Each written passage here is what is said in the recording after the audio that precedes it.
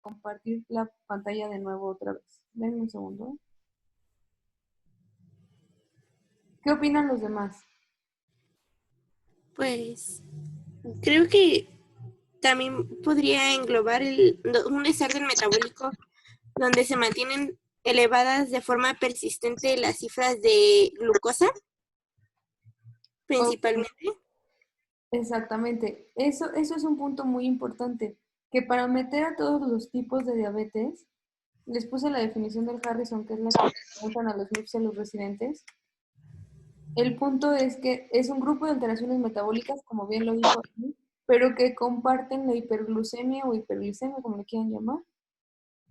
Eso es lo que comparten. O sea, haya sido, como decía Calderón, el punto es que tienes la glucosa alta. ¿Por qué? Ahí vienen muchas causas, desde la tipo 1 que para que el sistema inmune se volvió loco y se destruyeron las células de los islotes, o la tipo 2 que era la que comentaba Dani, o porque tomaste esteroides, o porque te dio pancreatitis, o por lo que sea, tienes la glucosa alta. Entonces, eso es algo que tienen que tener bien claro todos, ¿de acuerdo? Entonces, al final, ahí se los puse abajito, existen muchos tipos de diabetes y hay muchas, es multifactorial, muchas causas, compleja interacción entre todos los factores genéticos y ambientales, y al final hay una disregulación metabólica que hace que haya cambios fisiopatológicos en muchos órganos y sistemas. Y ese es el principal problema de la diabetes, por lo que es famosa y por lo que todo el mundo habla de la diabetes, ¿no? El problema es que daña los demás órganos, ¿cierto? A ver si ya se les comparte mi pantalla porque creo que no se ve, ¿verdad? No se veía en mi pantalla, ¿verdad? No, no se veía. A ver, ahí ya se ve. Ya. Porque yo les estoy hablando de mi pantalla y no les aparece a ustedes. A ver, fíjense, ahí ya se ve la diapositiva, ¿no? Entonces ahí está la definición y lo que les decía ahorita, ¿no? Bueno, entonces la clasificación, yo no sé si los residentes que son un poquito más grandes que los NIPS se acuerdan de la clasificación viejita. ¿Ustedes se acuerdan? Esta se las voy a poner ¿Era para que la vean. la insulino dependiente y no dependiente esa? No, esta clasificación viejita que era larguísima. No sé si por ahí han visto que los endocrinos antes o actualmente todavía utilizan esta clasificación. Ponen diabetes tipo, por ejemplo, 3, C, no, vamos a poner 3, B, 2. Y uno se quedó así como, ¿cuál será ese tipo de diabetes, no? Entonces, antiguamente esta clasificación, que es la que trae el Harrison, y todavía la ADA en el 2014 la ponía tal cual, estaba la tipo 1 que todos conocemos. Ojo, aquí dice tipo 1 luego me los ponen con números romanos, es con número arábigo, ¿eh? Digo, es una tontería, pero es con número arábigo.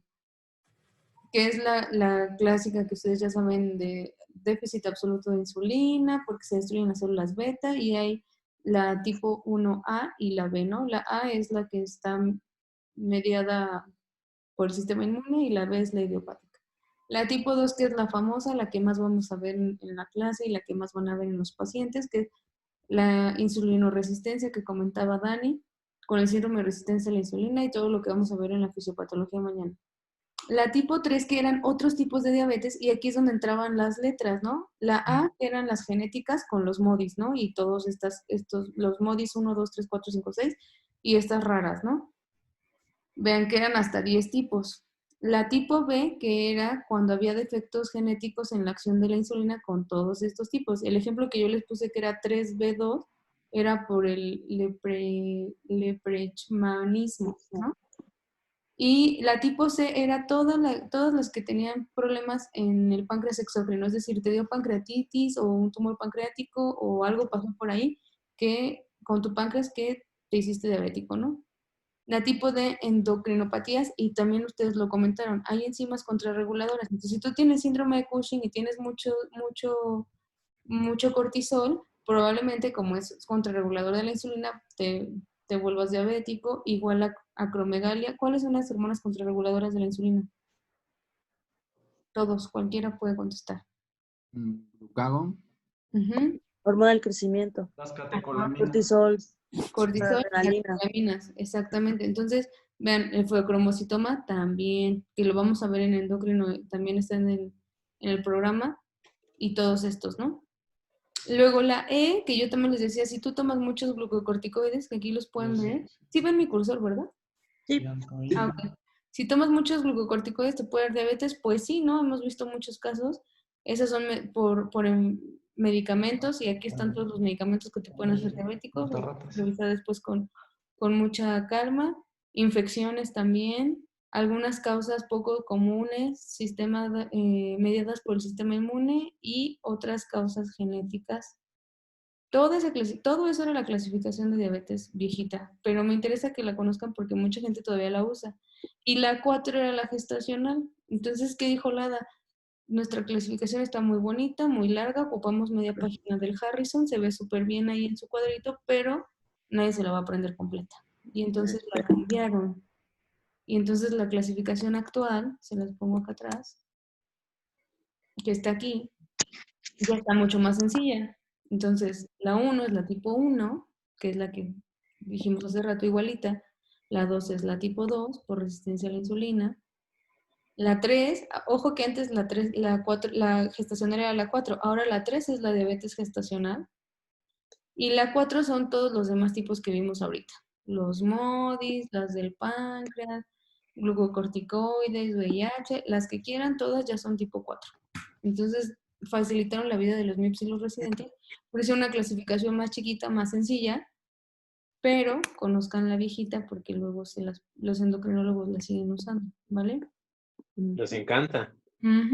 Es que son así, ya ven cómo son, les gusta usar sus letras así chistosas.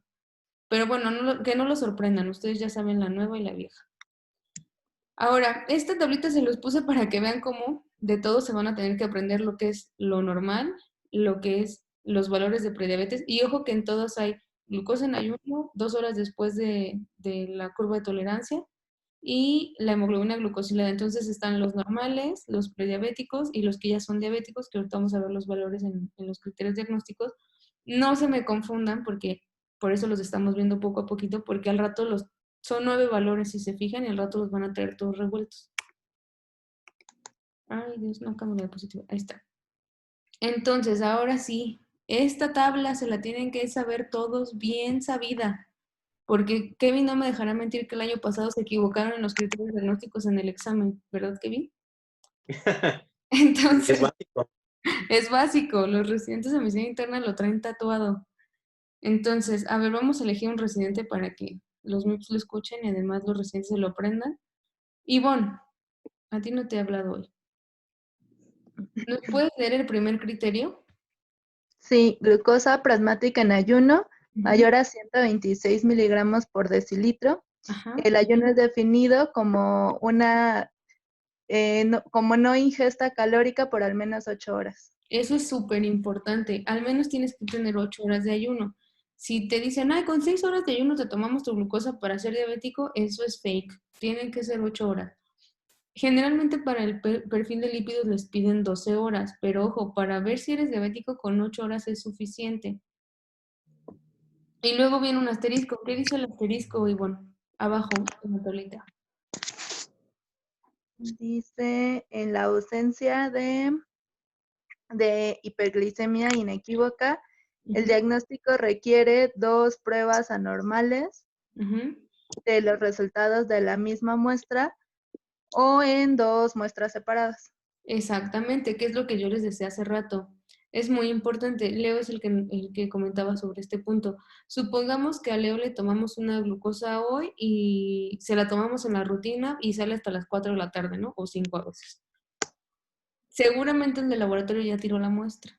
Entonces ya no vamos a poder volverla a medir sobre la misma muestra y tal vez tendríamos que tomarle otra muestra el siguiente día. Pero suponiendo que tuvieran, no sé si ustedes se han fijado que a veces ponen los de laboratorio, verificado por duplicado. ¿Sí se han fijado? Nunca les ha pasado. ¿No? Cuando tienen valores de glucosa de 20 o muy altos, verificado por duplicado. Sí. Entonces, eso quiere decir que la midieron 2 veces. Entonces, si, por ejemplo, por ahí un paciente le ponen verificado por duplicado y lo midieron 2 veces, entonces sí se puede tomar como que hicieron 2 mediciones de la misma muestra. y podría entrar en el criterio diagnóstico sin que vuelvas a tomar otra medida. Ujú. Entonces, este punto creo que está fácil, no es muy complicado. Y ese yo creo que es el que todo el mundo se sabe, ¿no? A ver, vamos ahora con... ¿Está Lau Reci? Escucho. Sí, doctora. A ver, Lau, tú lee el siguiente punto.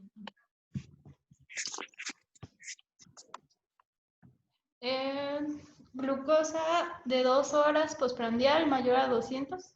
Ujú. Esta prueba debe ser Ejecutada. ejecutada Ujú. durante Como describe la Organización Como Mundial de describe la la Salud. ONU. usando una glucosa contenida en un equivalente de 75 gramos de glucosa anhídrida disuelta en agua. Exactamente. Tiene que ser con el... Entonces, esto ahí lo dice muy importante. Durante una prueba o curva de tolerancia a la glucosa. Ojo, para hacer esto necesitan ustedes, los laboratorios les piden receta a los pacientes cuando piden una curva de tolerancia a la glucosa. Antes existían, no sé si se acuerdan ustedes, existían las curvas de 3 horas. Actualmente se tiende a... Ay, no los escucho. ¿Ya me escuchan? ¿Chicos? Sí. Ah, ya, es que me puso Zoom que la conexión era inestable. Les decía, antes existían y sobre todo en la División Nacional se usaban curvas de 3 horas, no sé si se acuerdan. Actualmente la tendencia es que la mayoría de las curvas sean de 2 horas. Ahora, para diagnosticar diabetes, la única curva que ustedes ven aquí en los criterios diagnósticos es de 2 horas. Pero aún antes también se utilizaban muchos valores cortes porque les tomaban cada media hora la glucosa. Actualmente, ¿cada cuánto se las toman? ¿Alguien sabe? ¿Cada cuánto les toman la glucosa en una curva de tolerancia? Cada hora, ¿no? Pero Cada hora. A las 2 a las 4, no me acuerdo Le la otra. toman cada hora. Entonces, llega el paciente y le toman una glucosa y esa glucosa va a ser la de La basal de ayuno. la basal de ayuno. Porque, ojo, para la curva de tolerancia también te piden las 8 horas de ayuno. Entonces, te ¿Te toman dan la la cosita esa? ¿Mande? ¿Perdón? No escuché, pero bueno, creo que alguien dijo algo. Te toman la de ayuno y luego te dan esa carga de glucosa que está estandarizada, como lo dice la OMS, y te tomas tus 75 gramos de glucosa. Y después, a la hora, te toman una muestra y a la hora te toman otra muestra, o sea, a las 2 horas. Y si la de 2 horas salen más de 200, cumples el criterio, ¿de acuerdo? Y ojo, este también tiene el asterisco. ¿Qué pasa si te salen más de 200? ¿Qué necesitarías? Según el asterisco. Requiere dos muestras diferentes. Requieres 2 mediciones, Dos aunque sea de mediciones. la misma muestra. Entonces, si el laboratorio ve que tuvo 250, por ejemplo, o 300, entonces le va a tomar otra medición y te va a poner verificado por duplicado. Con eso sería suficiente. Ujú. Ahora, ¿quién sigue? A ver tú, Dani, el punto que sigue. Una hemoglobina glucosilada mayor o igual a 6.5. El test debe de ser realizado en un laboratorio usando el método que está certificado por la NGSP y estandarizado por los ensayos de la DSST. Exactamente. Entonces, si el laboratorio al que ustedes mandan al paciente no tiene su certificación de ese ensayo, no se utiliza como método para diagnóstico. ¿De acuerdo? ¿Cómo investigarlo? Pues tendrían que preguntar al laboratorio si está certificado. Les digo, no, aquí en México casi ninguno tiene certificación, pero pueden investigarlo si quieren diagnosticar diabetes con la glucosilada. Y ojo, mucho ojo, es 6.5 porque la meta de tratamiento es 7 y se me confunde con eso. El criterio diagnóstico es 6.5, ¿vale? Y el último punto, Raúl. El último punto Dice, en un paciente con clínica cardinal o una crisis hiperglucémica, una prueba al azar que tenga más de 200 miligramos por decilitro. Exactamente. Entonces, si te fijas ahora en este punto, entran dos criterios. Entra el criterio de que tengas síntomas de hiperglucemia y te tomen una glucosa al azar. Ahí no piden ayuno, ojo, ahí no piden ayuno y estén más de 200, o que hagas una crisis hiperglucémica. Ya vimos la clase de crisis hiperglucémicas y dijimos, si un paciente llega con crisis hiperglucémica, ni le haces curva, ni le haces glucosa de más de 126, ni le haces glucosilada, ni le haces nada. Es diabético y se acabó, ¿vale? Entonces, cualquier persona que haga una crisis hiperglucémica es diabético. Así tenga infección, así lo hayan atropellado, así le haya pasado lo que le haya pasado, es diabético. Entonces, viene una pregunta interesante para los residentes. ¿Nosotros en hospitalización podemos diagnosticar diabetes?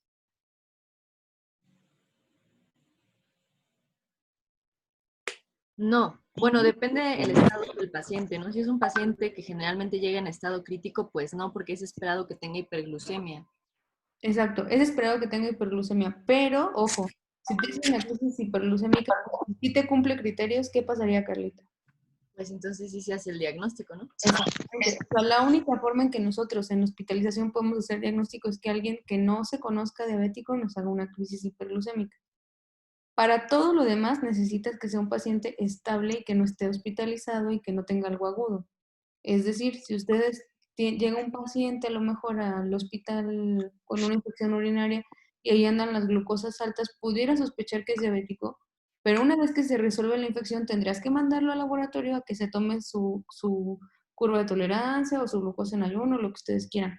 Ahora, ¿cuál de todos estos es más, de los métodos que están aquí, es más sensible para diagnosticar diabetes? Glucosa en ayuno, ¿no? No. La curva de tolerancia. Exactamente. Porque la curva de tolerancia en la diabetes tipo 2 siempre se va a ver afectada primero la glucosa postprandial por la fisiopatología de la resistencia a la insulina. Entonces, para que se afecte la glucosa en ayuno, tiene que haber pasado ya mucho tiempo con resistencia y con la glucosa ya mayor en postprandial. Exactamente, justo es lo que dice Dani. Acuérdense que en la curva de tolerancia tú le estás dando un reto al páncreas. Tú le dices, mira páncreas, aquí te van 75 gramos de glucosa anhídrica, ¿qué haces con ellos? Y ahí ves la respuesta del páncreas.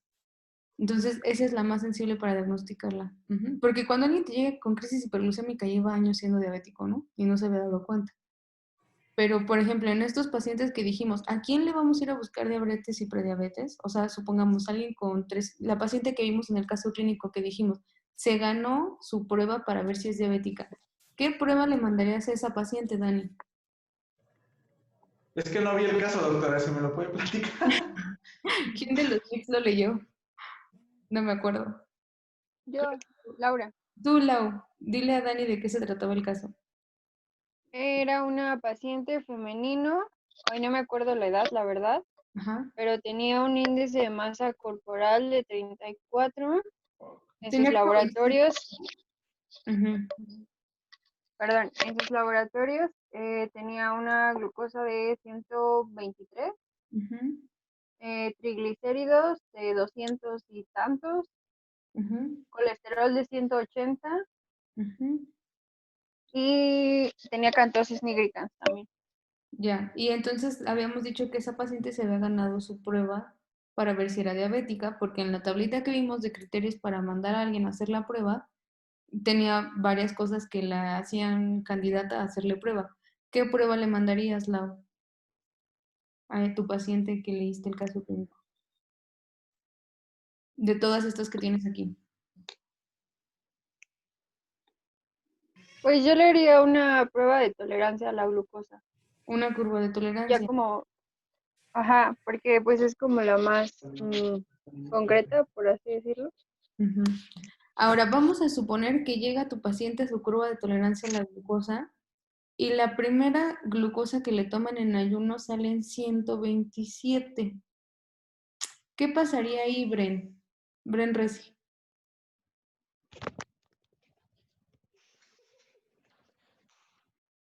Bren. Okay. Ya. ¿Bren? ¿Qué pasaría si sale 127 la primera? O sea, llega la paciente de Lau. Pero eso ajá. Y llega a su curva de tolerancia que Lau le mandó. Entonces llega y en ayuno te toman primero la muestra, ¿no? Antes de darte la glucosa. Y salen 127. Ah, pues es en ayuno, prácticamente tendría un criterio para el diagnóstico. O sea, lo que podría pasar es que le verifiquen la primera muestra o que le tomen las siguientes, porque si ya tienen la de ayuno en 127, dudo mucho que las demás salgan normales. Como quieran continuar a la hora. Ojo, a los MIP siempre los pueden confundir con eso en su examen de medicina familiar porque todos siempre me lo cuentan. Eso es súper frecuente. Si llega un paciente y la glucosa en ayuno tiene más de 126 o más, lo que hace el laboratorio es repetirle la medición, ponerla verificado por duplicado y ya no le hacen la curva. ¿Por qué? Porque ya tienes el criterio. Porque ya cumplió el criterio. Porque ya cumplió el criterio, ya tienes el diagnóstico. ¿Y por qué a los laboratorios les da miedo darle los 75 gramos de glucosa a alguien que ya tiene criterios de diabetes? Porque le van a causar una crisis hiperglucémica. Justamente por eso, porque les pueden causar una crisis hiperglucémica. ¿Sale? Entonces, eso es importante que lo sepan. Ahora, vamos a pensar en el caso de alguien, tu paciente tenía 120 y tantos en la primera glucosa que te llevó al consultorio, ¿no, Lau? 120 tenía. Creo que era 123, doctora, pero no me acuerdo bien. Bueno, supongamos que era 123. Entonces, supongamos que le hacemos la curva y, bueno, ahí tendría, ¿qué tipo de prediabetes tendría la paciente con 123? O sea, ¿un tipo de prediabetes? Tenemos dos tipos de prediabetes. Intolerancia a la glucosa y glucosa alterada en ayuno. ¿Cierto? Ah, sería glucosa alterada en ayuno, ¿no? Exactamente. Entonces tú bien dices, bueno, la voy a mandar a la curva, ya estamos en la curva, y la primera muestra nos va a salir en 115, ¿no? Y 2 horas después de que le tomaron la glucosa, de que se tomó la glucosa, salen 180. ¿Ahí qué pensarías? La primera prueba fue en ayuno, ¿no? Ajá, la primera en ayuno fue 115. Y llevaba un ayuno de 8 horas. Ajá. Y la siguiente prueba es a las 2 horas, entonces ya llevaría 10 de ayuno. No, no importa ahí el ayuno, porque ya te dieron los 75 gramos de glucosa. Ah, o sea, se refiere a que ya le hice la prueba de la curva de tolerancia. Sí, está en su prueba de tolerancia a la glucosa. Y si sale en 180, pues de todas formas entra dentro del criterio de prediabetes, ¿no? Porque se supone que en la curva de tolerancia a la glucosa, a la toma a las 2 horas después, lo normal sería que saliera menos de 140. Exactamente. Entonces, si te sale en 180, también tendría intolerancia a los carbohidratos, ¿de acuerdo? Y si te saliera en 220, la de 2 horas después. Pues ella cumple el criterio de diabetes. De diabetes, pero solo si. ¿Qué tendrías que pedirle al laboratorio si te saliera en 220?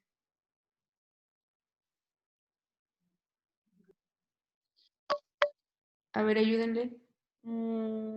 Confirmar la... ¿Que le hagan la prueba por duplicado? Exactamente, que le hagan la prueba por duplicado para que si vuelve a salir arriba de 200, no sé, 219, ya tendrían el diagnóstico, ¿no? Porque acuérdense, y ojo, a los residentes les preguntan esto en los exámenes. Les preguntan cuál de todas los criterios no requiere prueba por duplicado y cuál de todas no requiere, Raúl. Pues es la glucosa al azar mayor de 200. Exacto. Esa no requiere prueba por duplicado. Pero ojo, supongamos que nosotros a alguien que tiene síntomas le tomamos una glucometría y sale en 250. ¿Sería el criterio?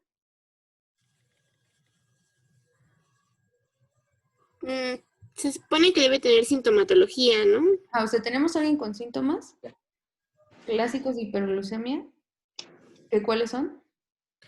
Pues polidipsia, polidipsia, poliuria. Polifagia. Polifagia. Pérdida de peso. Aunque polifagia ya se sacó últimamente, ahora es pérdida de peso de la triada. Ya no se toma en cuenta la polifagia. Únicamente la pérdida de peso, polidipsia y poliuria. De acuerdo. Supongamos que alguien tiene todos los síntomas que dijo Leo. A ver tú, Leo. Alguien tiene todos los síntomas y le tomamos una glucometría capilar y salen 250. Establece el diagnóstico, porque estaría copiando el último diagnóstico. La triada característica más una glucosa al azar igual o mayor a 200. Ojo, pero ¿cómo le tomaron la muestra? Exactamente, ahí dice glucosa plasmática. Ojo con eso. No podemos diagnosticar diabetes con glucometrías capilares. Ok, sí. ¿Sale? Entonces, ojo con eso, no se les vaya a pasar. Entonces, si te salen 250, ¿qué harías, Leo? Tienes un Dextrostix que dice 250. No, pues le pido una central, porque los Dextrostix creo que varían hasta por 50, ¿no? Sí, depende, pero necesitarías la central para hacer el diagnóstico. Sí, la central. Entonces tú le dirías a tu MIP, oye, no seas mala onda, tómale una central, ¿no? Una glucometría sérica, bueno, una glucosa sérica. Y eso tienen que tenerlo todos en cuenta. Todas estas criterios son glucosas séricas, ninguna es glucometría capilar ni con Dextrostix, ni con tirita, ni con nada, ¿eh? Tienen que ser glucosas séricas. Ni con glucómetro. No, ni con glucómetro. Tiene que ser glucosa sérica. Ahí Porque va plasma, plasma. Uh-huh.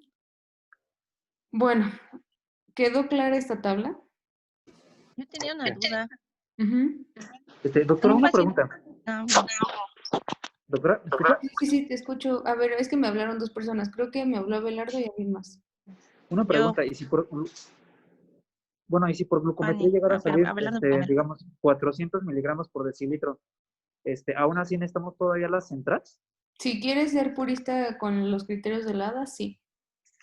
Okay. ¿Quién más me habló?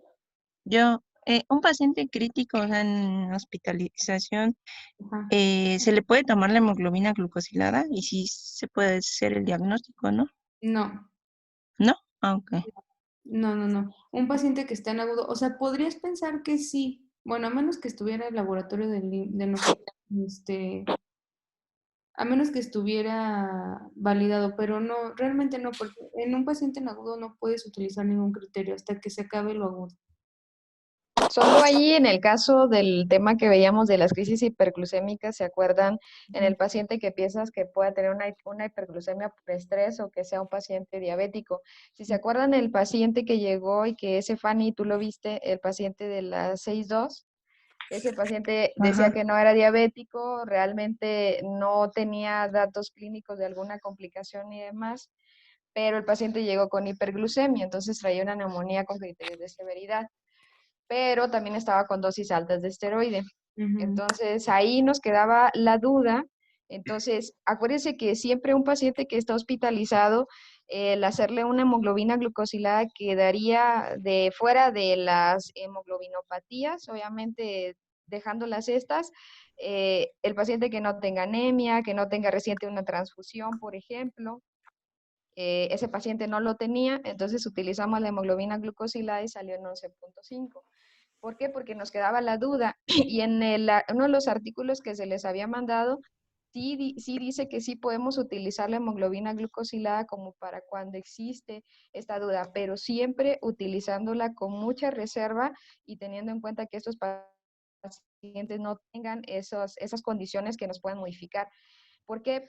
Porque pues obviamente caemos en errores diagnósticos, pero efectivamente, como lo dice Mari, tal vez el momento en el que tengamos un paciente hospitalizado no es el mejor momento para poderle establecer un diagnóstico por todas las variantes que pueden influir, pero serán casos selectos en los que sí nos pongan a dudar y sí pudiéramos utilizarlas. Es como, por ejemplo, los artículos que te dicen que la hemoglobina glucosilada en las embarazadas no lo tengas que utilizar, pero sí están dentro de la parte de los criterios diagnósticos o del seguimiento. Entonces ahí es como una de las controversias. Sí, de hecho, si lo quisieras utilizar, como dice Vicky, tendríamos que tener un laboratorio certificado en el hospital, que no tenemos, y además checar que todo eso esté bien. Pero lo que yo he hecho, sinceramente, me voy a regresar porque se adelantó, lo que yo he hecho generalmente es, si como dice Vicky, tú sospechas que ese paciente es diabético, la glucosilada está alta, etcétera. Cuando lo das de alta, lo puedes citar, digo, no en el IMSS, pero en tu vida normal, y ver si realmente te cumple los criterios después de que se acabe el evento agudo. La mayoría, si tú crees que son diabéticos, sí van a ser diabéticos, porque la gente normal no se comporta así con glucosas tan altas. O sea, la gente que su páncreas realmente funciona bien, ¿no? Y además, perdón, además acuérdense que en el caso de los pacientes que hacen la hiperglucemia por estrés, en un año el 60% va a ser diabético. Claro. Entonces, eso sí, de seguro, o sea, no es como que por una mala suerte que están esos pacientes teniendo Claro. eso, sino porque ya hay un problema, pues una afectación y por eso presentan eso. Sí, de hecho, lo que decía Vicky es muy importante. Les voy a poner la siguiente diapositiva. Quedan 4 minutos. Yo creo que esta es la última diapositiva que vemos y seguimos. Tenemos otra clase destinada para acabar esta presentación que es larga, pero me interesaba mucho que quedaran bien claros los criterios porque si se fijan pueden haber muchas combinaciones. ¿Sí me escuchan? Yo no los escucho. ¿Sí? ¿Ya me escuchan? Se le escucha un poquito entrecortado. Sí, perdón, es que como que entrecortada. me dijo que la conexión de internet era inestable, perdón. Les decía que esta clase es un poco larga, Ya, pero me interesaba que quedaran... ¿Ya me oyen? ¿Ya? ¿Sí me escuchan? Me escucho entrecortado. ¿Ahí ya? ¿Me escuchan? Ya, ahí sí. ¿Ahí ya? Perfecto. Sí. Bueno, estos mecanismos de interferencia no. de la hemoglobina glucosilada... No, otra vez no. ¿Otra vez no? Es que ya se está acabando la sesión. ¿Ahí ya? Sí. Bueno, les decía, estos mecanismos que dijo Vicky, que interfieren con la hemoglobina glucosilada, son importantes que los tomemos en cuenta porque el efecto sobre la hemoglobina glucosilada puede hacer que sea falsamente baja o falsamente elevada. Por ejemplo, que los pacientes tengan menor vida de eritrocitos o que la vida de los eritrocitos disminuya en tiempo, como pueden ser las anemias hemolíticas, las hemorragias agudas, etcétera. También que los eritrocitos vivan más, por ejemplo, las anemias por deficientes de hierro, pues puede hacer que la hemoglobina glucosilada esté falsamente elevada, las alteraciones de glucación, las hemoglobinas alternas, que si ustedes recuerdan la S, la G, la D, la C, o sea, hemoglobinopatías, que también lo comentó Vicky, y otros que son los que más vemos, nefropatía crónica, falsamente elevada, hepatopatía crónica, que lo vemos falsamente baja. Súper importante, si transfundieron a alguien, pues están midiendo la hemoglobina glucosilada del donador, ¿no? Entonces ahí no es tan sensible y también las personas que tienen origen africano tienen un valor falsamente elevado. Entonces no se confíen totalmente en la hemoglobina glucosilada, sobre todo en los nefrópatas y hepatópatas no sirve tanto porque pues los valores van a estar alterados. Y aunque es de lo que más utilizamos y como que la medida que más usamos en el seguimiento, porque no todo el mundo se hace el monitoreo en casa, pues sí tomar en cuenta todas las cosas que te pueden hacer que esté falsamente baja o alta, ¿no? Vicky, nos quedan 2 minutos para que acabe la clase, perdón, 1 minuto. Sí, Mari. Yo creo que le continuamos después, ¿no? Sí, Teníamos otra... sí, le continuamos después. Yo creo que sí está bien para que mañana veamos la fisiopatología. Y yo tenía asignado ahora, entonces nada más, de esta presentación solo falta ver la epidemiología, que es algo no muy largo, y mañana fisiopato, y ya después ya empezaremos con el tratamiento. Ok, sí, está muy bien. Pues medítenlo, consúltenlo con la almohada, por si tienen dudas, apúntenlas y las vemos en la siguiente clase. Y mañana vemos la fisiopato. Muchas Muy gracias, bien. doctora. Muchas gracias, doctora. Gracias, Mari. Gracias a todos. Gracias, doctora. Buenas noches a todos. Buenas noches. Bye. Gracias. Bye, bye.